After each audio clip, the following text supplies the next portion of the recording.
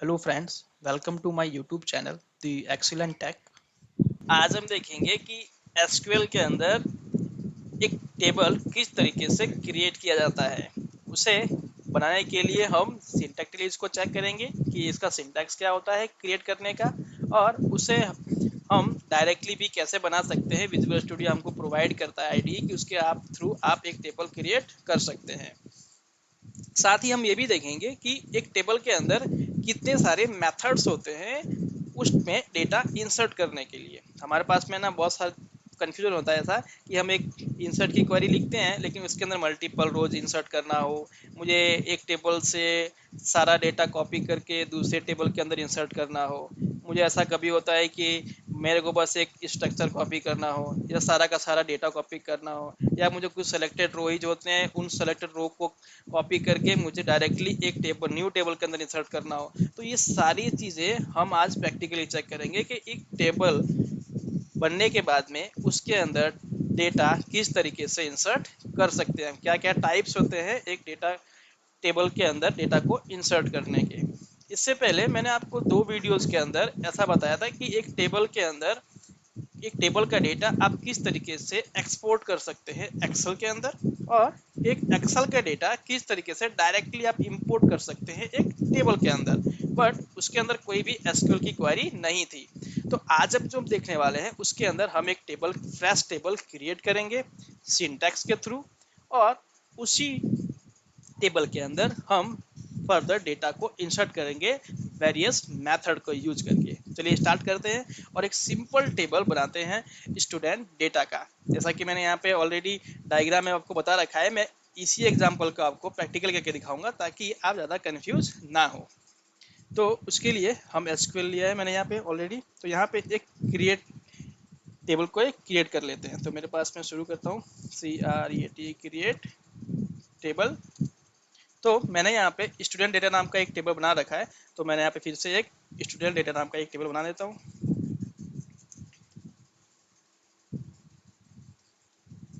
Student data bracket लगाना होता है, और इसके अंदर हमें वो कॉलम्स डिफाइन करने होते हैं और उसके डेटा टाइप देने होते हैं कि हमें इस स्टूडेंट डेटा टेबल के अंदर कौन कौन से कॉलम यूज करने हैं। तो कॉलम्स और उसके डेटा टाइप के बारे में आपको फर्दर डिटेल में बताऊंगा, बट अभी हम जो सीख रहे हैं वो एक टेबल किस तरीके से क्रिएट करते हैं और उसके अंदर डेटा किस तरीके से इंसर्ट करते हैं वो देखते हैं। तो क्रिएट टेबल स्टूडेंट डेटा, इसके बाद में मैंने यहाँ पे जो कॉलम्स ले रखे थे इमेजेस के अंदर वापस चला जाता हूँ मैं। यहाँ पे मैंने नेम ले रखा है, क्लास ले रखा है, और फिर नेम varchar 1000, फिर है क्लास varchar 1000,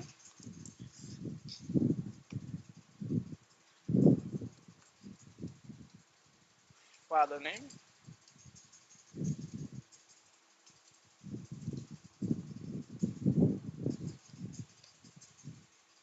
एंड लास्ट में मैं ले लेता हूँ मोबाइल नंबर।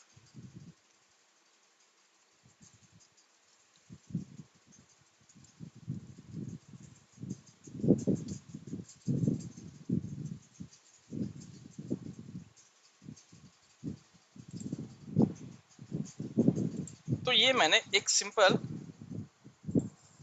टेबल क्रिएट का सिंटैक्स लिखा है, और उसके अंदर मैंने 4 कॉलम डिफाइन किए हैं, name, class, father name and mobile number, और उसके मैंने डेटा टाइप डिफाइन किया और उसकी मैंने साइज प्री डिफाइन कर दी है। यहाँ पे मैं इसे अभी एग्जीक्यूट करता हूँ, तो चलिए यहाँ पे एक एग्जीक्यूट स्टेटमेंट लगा देते हैं। तो देखिए मेरा ये एग्जीक्यूट हो चुका है, और इसके अंदर अगर मैं सेलेक्ट की क्वेरी लगाता हूँ तो मेरे पास में क्या डेटा आता है, select district from district.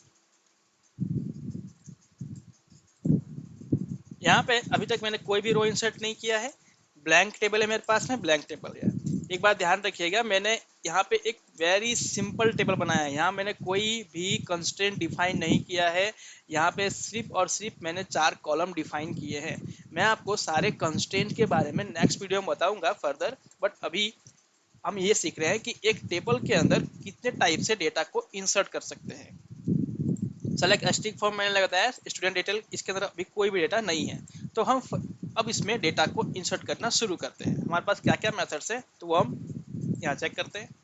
First method मैंने लिखा है यहाँ पे methods to insert data into SQL table. तो फर्स्ट मेथड है insert data into table with selected column with single row. जब भी आपको एक टेबल के अंदर कोई सेलेक्टेड कॉलम्स के अंदर ही वैल्यू इंसर्ट करनी हो तो आप इस तरीके से लिख सकते हैं। जैसे यहाँ पे मैंने लिखा है इंसर्ट इनटू टेबल नेम, और मेरे को क्या करना है सिर्फ सेलेक्टेड कॉलम्स के अंदर ही वैल्यू को इंसर्ट करना है। तो सेलेक्टेड कॉलम मैं यहाँ से ले लेता हूँ नेम कॉमा क्लास। मुझे सिर्फ नेम और क्लास के अंदर ही वैल्यू को इंसर्ट करना है। तो सिंटैक्स होता है इंसर्ट इनटू, किसमें आपको इंसर्ट करना है टेबल का नाम, उसमें जिस कॉलम के अंदर आपको वैल्यू को इंसर्ट करना है उस कॉलम का नाम, फिर फर्दर कॉमा नेक्स्ट कॉलम, उसके बाद में यहाँ पे लिखते हैं हम वैल्यूज VALUES। यहाँ पे आपको एक चीज ध्यान देनी होगी कि यहाँ पे जितने कॉलम्स मैंने यहाँ पे डिफाइन किए हैं उतने ही कॉलम्स की वैल्यू यहाँ पे उसी डेटा टाइप में देना होता है। सपोज मैंने यहाँ पे नेम लिखा है और नेम का डेटा टाइप क्या है varchar, तो मेरे को यहाँ पे नेम जो देना होगा वो सिंगल कोटेशन के अंदर पहला नाम मैंने दिया राकेश कॉमा। तो मैंने यहाँ पे जो नेम लिखा है वो इसी डेटा टाइप का लिखा है। और एक और चीज ध्यान रखना है यहाँ पे जो मैंने डेटा टाइप का लेंथ डिफाइन किया है 1000, उस लेंथ से ऊपर वो डेटा नहीं होना चाहिए। यहाँ पे मैंने 5 कैरेक्टर लिए हैं 1 2 3 4 5 6 कैरेक्टर। यहाँ पे मैंने 1000 varchar डिफाइन कर रखा है साइज इसका, तो इससे लेंथ से ऊपर नहीं होनी चाहिए। सेकेंड है मेरे पास में क्लास, तो मैंने यहाँ पे क्लास का कॉलम लिया है तो यहाँ पे क्लास भी मेरे को वैल्यू देना होगा। तो यहाँ पे दे देता हूँ मैं यहाँ पे क्लास मैंने लिखा फर्स्ट। डन। मैंने यहाँ पे क्या किया है अभी सेलेक्टेड कॉलम्स के अंदर वैल्यू को मैं इंसर्ट करने जा रहा हूँ। चलिए मैं इसको एग्जीक्यूट कर देता हूँ और चेक करते हैं 1 रो अफेक्टेड। हम पैरेलली इसको साथ में रन भी करके देखेंगे इंसर्ट हुआ कि नहीं हुआ। ये देखिए मैंने यहाँ पे सिर्फ 2 कॉलम्स के अंदर वैल्यू इंसर्ट किया था, 2 कॉलम्स के वैल्यू आ चुकी है, name Rakesh and class first. Father name and mobile number अभी ब्लैंक है बिकॉज मैंने उन कॉलम्स के लिए कोई भी वैल्यू पास नहीं किया है। सेकंड मेथड हम यूज करते हैं, यहाँ पे मैंने सिर्फ एक रो इंसर्ट किया। अभी मुझे मल्टीपल रोज इंसर्ट करनी है तो क्या करना पड़ेगा, मैंने यहाँ पे सेकंड में लिख रखा है। तो आपको सिंपली क्या करना होगा, जब मल्टीपल रोज इंसर्ट करनी होगी तो यहाँ पे आपको सिंपल सा एक कॉमा लगाना है और उसके साथ में ये वैल्यूज के आगे का जो पोर्शन है उसको आपको कॉपी कर लेना है। डन। ये लीजिए यहाँ पे मैं नाम चेंज कर देता हूँ विकास, इसे कर देता हूँ सेकंड। डन। जब आपको मल्टीपल रो इंसर्ट करनी हो तब अभी मैं इसे रन करूंगा तो यहाँ पे 2 रो और ऐड हो जाएगी। तो यहाँ पे टोटल रो कितनी हो जाएगी मेरे पास में 3 रो हो जाएंगे, 3 रोज हो गए। अभी अगर आपको बहुत सारी वैल्यू करनी हो तो क्या करना पड़ेगा, हर बार सिर्फ कॉमा आप ऐड कर दीजिए और आप फर्दर बहुत सारे वैल्यूज को इंसर्ट करवा पाएंगे। यहाँ पे इसको एग्जीक्यूट कर देता हूँ, मल्टीपल वैल्यूज आ जाएगी इसके अंदर। डन। इतने सारे वैल्यूज आगे चुकी है मेरे पास में। तो ये हो गया जब आप एक टेबल लेते हैं और उसके अंदर जब आपको सेलेक्टेड कॉलम्स के अंदर ही वैल्यूज को पास करना हो तब। अब मेरे पास में थर्ड है, ऐसा केस होगा insert data in all columns of tables directly with single. अभी आपके पास में ऐसा होगा कि मेरे को इस टेबल के अंदर सारे कॉलम्स के अंदर वैल्यू चाहिए, तो उसके लिए आपके पास में 2 तरीके हैं। एक तो आप ऐसा भी कर सकते हैं कि यहाँ पे आप सारे कॉलम्स को डिफाइन करें, father's name and mobile number, ये सारे कॉलम्स आ चुके हैं मेरे पास में, ठीक है। और इसके साथ में मैं यहाँ पे सारे कॉलम्स की मुझे को वैल्यू भी पास करनी होगी। तो जैसे वैल्यू मैंने यहाँ पे मैंने नेम ऑलरेडी दे रखा था, क्लास ऑलरेडी दे रखा था, फादर नेम मुझे यहाँ पे पास करना पड़ेगा। और फादर नेम का डेटा टाइप क्या है यहाँ पे मेरे पास varchar है, तो यहाँ पे varchar फादर नेम लिख देता हूँ, लिख दिया मैंने यहाँ पे सुनील। इसके बाद में कॉमा लगा के मुझे मोबाइल नंबर पास करना है, तो मोबाइल नंबर मेरे पास में है न्यूमेरिक के अंदर, तो यहाँ पे मैं न्यूमेरिक डेटा पास करता हूँ। डन। अभी अगर मैं इसे इंसर्ट करूंगा तो ये इंसर्ट हो जाएगा। One row affected. अभी चेक करते हैं, इसमें डेटा आया, सी यहाँ पे डेटा आ चुका है। तो ये एक तरीका होता है जब आपको सारे कॉलम्स के अंदर वैल्यू पास करनी हो, तो आप एक तरीका क्या कर सकते हैं, या तो सारे कॉलम्स को डिफाइन कर सकते हैं, या फिर इसमें से एक भी कॉलम को आप डिफाइन नहीं करें, या फिर इसको पूरा डिलीट कर दीजिए आप। ठीक है, और डायरेक्टली मैं यहाँ पे लिख देता हूँ अब विकास सेकंड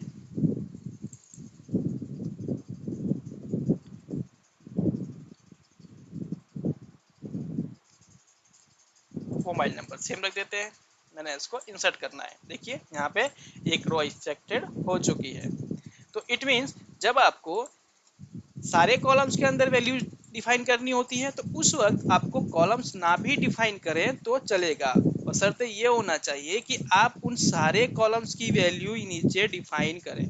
अगर आप सारे कॉलम्स की वैल्यू डिफाइन नहीं करेंगे तो आपके पास में एक एरर आएगी। चलिए चेक करते हैं। मैं एक काम करता हूँ, मैं यहाँ से फ़ोन नंबर हटा देता हूँ।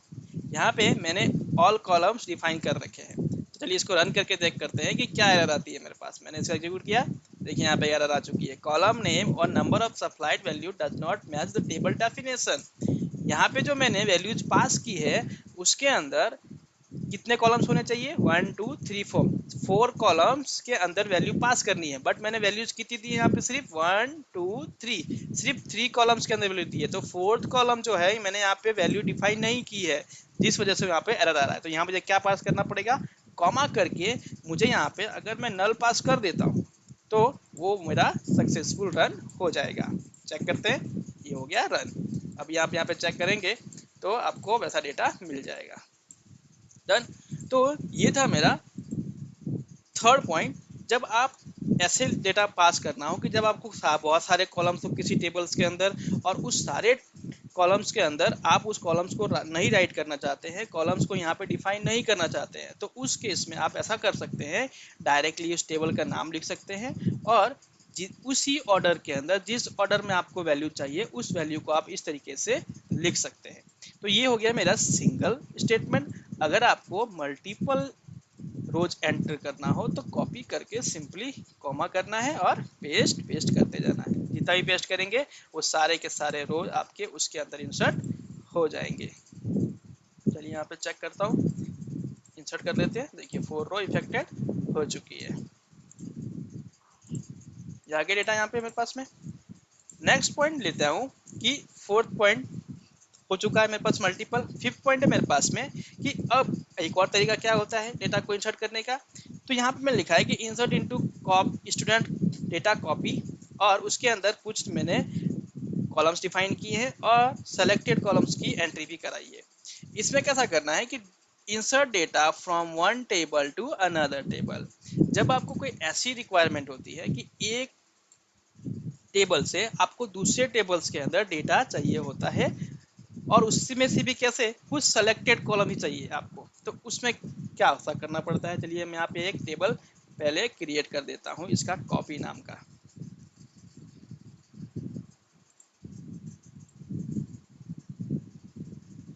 मैंने यहाँ पे एक और सेम टेबल सेम स्ट्रक्चर का टेबल बनाया है, बस उसका नाम एक अलग चेंज कर दिया है, और मैं इसे क्रिएट कर देता हूँ।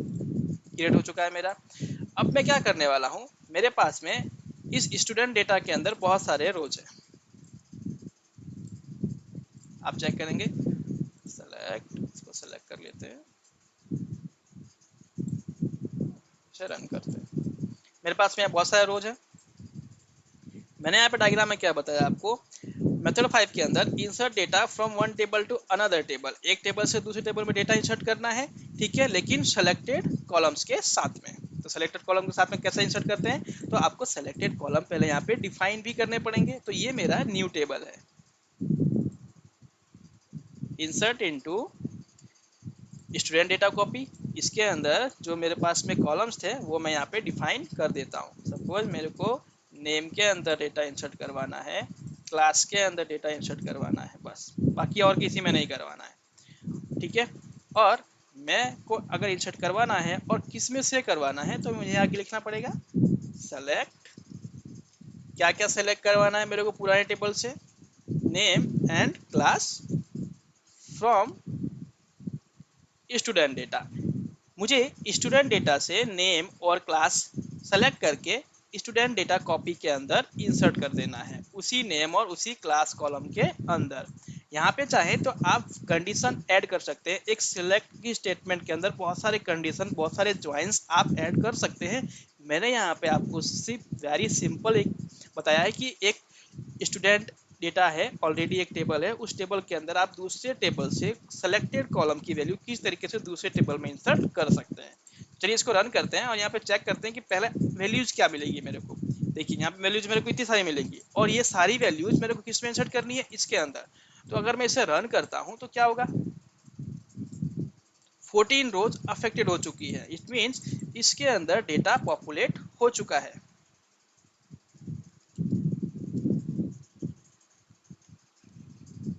चलिए चेक करते हैं कि डेटा पॉपुलेट हुआ या नहीं हुआ।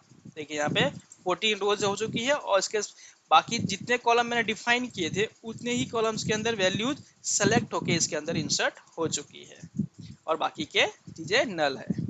अगर आप चाहते हैं तो यहाँ पे वेयर में सिर्फ राकेश का ही डेटा ले सकते थे, सिर्फ विकास का ही डेटा ले सकते थे, या फिर सिर्फ क्लास फर्स्ट का ले सकते थे, क्लास सेकंड का भी ले सकते थे। नेक्स्ट पॉइंट की तरफ मूव करते हैं। तो ये हो गया कि जब आपको एक टेबल से दूसरे टेबल के अंदर सेलेक्टेड रोज ही लेने हो और सेलेक्टेड कॉलम भी एक दूसरे टेबल में इंसर्ट करवाना हो। नेक्स्ट पॉइंट के अंदर हम ऐसा भी कर सकते हैं कि स्टूडेंट कॉपी डेटा जो एक टेबल था उसके अंदर हम डायरेक्टली सारे कॉलम्स एस्ट्रिक करके दूसरे टेबल में इंसर्ट करवा सकते हैं, जो हमने अभी यहाँ पे सेलेक्टेड कॉलम्स के अंदर जैसे इंसर्ट किया। कि मैंने यहाँ पे अभी क्या किया, वापस एसक्यूएल पे ले चलता हूँ मैं आपको। मैंने यहाँ पे सिर्फ नेम और क्लास को इस स्टूडेंट डेटा टेबल से कॉपी करके दूसरे में इंसर्ट किया। कॉपी मीन्स यहाँ पे सेलेक्ट करके इसके अंदर मैंने इंसर्ट किया। बट अभी मुझे क्या चाहिए कि सारे के सारे कॉलम, तो सारे के सारे कॉलम्स अगर लेने हैं तो मैं इस तरीके से भी लिख सकता हूँ, जैसा मैंने आपको पहले बताया था कि सारे के सारे कॉलम्स यहाँ पे मैं कॉमा सेपरेटेड मेरे को यहाँ पे डिफाइन करने होंगे इस तरीके से। एक तरीका ये है मेरे पास में कि कॉमा करके मैं ऐसा लिख दूं और ये सारे ही कॉलम्स जो मुझे सेलेक्ट करवाने हैं वो सारे कॉलम्स मैं यहाँ पे कॉमा सेपरेटेड लिख दूं। तो इस तरीके से भी मैं इसके अंदर इंसर्ट करवा सकता हूँ। अगर मैं इस स्टेटमेंट को रन करूंगा तो कोई एरर नहीं आएगा मेरे पास में और भी 14 रो इसके अंदर इंसर्ट हो जाएंगे। बट अगर मेरे को बहुत सारे कॉलम्स है और मेरे को कॉलम्स डिफाइन नहीं करने हैं तो उस केस में मैं इस पॉइंट में मैंने वही लिखा है, जब आपको इस तरीके से करना हो, ऑल डेटा कॉपी करना हो, तो आप सिंपली वहाँ पे कॉलम डिफाइन मत करिए। मैं यहाँ से सिंपली इसे डिलीट कर देता हूँ और यहाँ से भी मैं ये सारे कॉलम सेलेक्शन से हटा देता हूँ और यहाँ पे सिंपली लिख देता हूँ सेलेक्ट एस्ट्रिक। यहाँ पे मुझे ये नहीं पता चलेगा कि इस टेबल के अंदर कौन कौन से कॉलम्स है और इस टेबल के कौन कौन से कॉलम्स के अंदर वो इंसर्ट होने जा रहे हैं। बट मैंने यहाँ पे एस्ट्रिक लिखा है, इट मीन्स आपको पहले से पता होना चाहिए कि इस टेबल के अंदर कौन कौन से कॉलम ऐसे हैं जो इस टेबल के कॉलम्स के अंदर वैल्यूज जाएगी। तो मैं यहाँ पर अगर मैं इसको इंसर्ट किया रन करूँ तो यहाँ पे 14 और रोज इसके अंदर इंसर्ट हो चुकी है। तो आप इसको सेलेक्ट करके चेक कर लेंगे तो आपको यहाँ पे बहुत सारे डेटा मिलने लगेंगे। अब नेक्स्ट पॉइंट है मेरे पास में लास्ट पॉइंट कि ये कौन सा मेथड होता है, create a new table with existing table with data. जब आपको टेबल नहीं पता हो, मेरे को क्या करना है कि मुझे इस स्टूडेंट डेटा के अंदर जितने भी डेटा हैं, सपोज करिए कि मेरे पास में यहाँ पे कुछ डेटा है, यहाँ पे 14 रो है और इस 14 रो को मुझे एक दूसरे टेबल के अंदर इंसर्ट करना है। बट मैं नहीं चाहता हूँ कि उस टेबल को मैं इस तरीके से क्रिएट करूँ, तो मुझे वो डायरेक्टली वो टेबल ऑटोमेटिक क्रिएट भी हो जाए और उसके अंदर वो डेटा ऑटोमेटिक इंसर्ट भी हो जाए। तो उस तरीके के लिए क्या करना पड़ेगा, आपको इनटू यूज करना है, जैसे मैंने यहाँ पे यूज किया है सेलेक्ट एस्ट्रिक इनटू टेबल का नाम, जो भी आपको टेबल का नाम नया क्रिएट करना है वो, और जहाँ से आपको डेटा लेना है उस टेबल का नाम यहाँ पे फ्रॉम में डालना है। तो सपोज करिए मेरे को अभी स्टूडेंट डेटा के अंदर ये डेटा कॉपी करके एक नए टेबल में इंसर्ट करना है, तो select asterisk into copy student data copy one. Copy one, अभी तक मेरे पास में डेटाबेस में कोई भी टेबल नहीं है, चेक कर लेते हैं, अगर है तो उसे डिलीट ड्रॉप कर देते हैं। CLECT select asterisk from this copy one, चलिए कॉपी वन 1 2 ले लेते हैं, 1 1 2। मैं इसे सेलेक्ट करता हूँ, ये टेबल मेरे पास में नहीं है, तो मैं क्या करने वाला हूँ, एक नया टेबल ऑटोमेटिक क्रिएट हो और उस टेबल के अंदर डेटा भी ऑटोमेटिकली फैच हो जाए। कौन से टेबल से? इस टेबल से। तो फ्रॉम के अंदर मैं इसे लिख देता हूँ फ्रॉम टेबल, जिसके अंदर मेरे पास में डेटा ऑलरेडी है। अगर मैं इस स्टेटमेंट को एग्जीक्यूट करूंगा तो इससे होगा क्या, डेटाबेस के अंदर एक नया टेबल क्रिएट होगा इस टेबल के नाम से और उसके अंदर डेटा इंसर्ट हो जाएगा। जो भी डेटा इस टेबल के अंदर है वो सारा डेटा इसके अंदर कॉपी हो जाएगा। इस टेबल का जो भी स्ट्रक्चर है वो सारा स्ट्रक्चर इसके अंदर भी कॉपी हो जाएगा। चलिए इसको सेलेक्ट करता हूँ और चेक करते हैं। 14 रो इफेक्टेड हो चुकी है और एक नया टेबल भी डेटाबेस से बन चुका है। अभी अगर मैं इसे सेलेक्ट करूं तो यहाँ पे डेटा मिल जाएगा। डन। तो फ्रेंड्स, आपके पास में इतने सारे मेथड्स हैं एक टेबल के अंदर डेटा इंसर्ट करने के।